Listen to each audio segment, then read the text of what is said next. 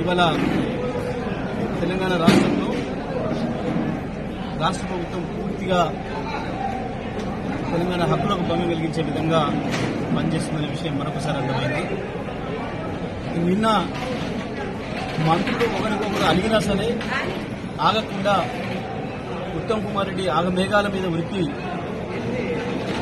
నీళ్లను కిందికి పులిచింతలకు ప్రకాశం బ్యారేజ్కు అక్కడి సముద్రంకు పంపడానికి పడ్డ తాపత్రయం కన్నెపల్లి పంప్ హౌస్ను ప్రారంభించడానికి ఎందుకు లేదు అని చెప్పి నేను ప్రశ్నిస్తాను.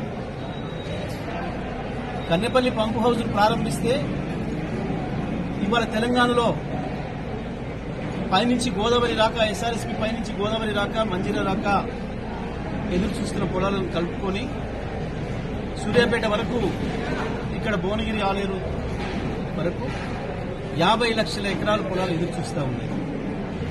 సరిపోయే నీళ్లు రాక నాట్లు పెట్టుకోవడానికి ఇబ్బంది పడి కోసిన నారు ఎండిపోయి రైతులు ఇబ్బంది పడతా ఉన్నారు.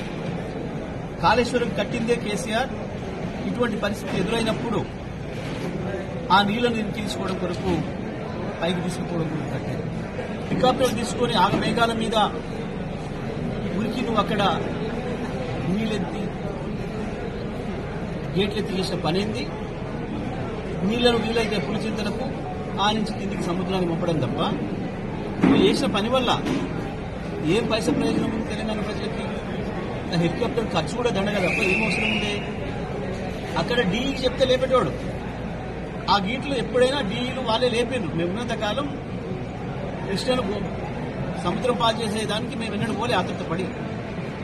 కానీ నేను ఒకటే మాట అడుగుతున్నా, అదే హెలికాప్టర్ తీసుకొని కన్నెపల్లి పంప్ హౌస్ దగ్గర కన్నెపల్లి పంప్ హౌస్ ప్రారంభం చేయి. ఇవాళ నీ మూతతో సహా మొత్తం తెలంగాణలో ఎదురు చూస్తున్న ప్రతి ఎకరం భూమికి నీళ్ళు వస్తాయి.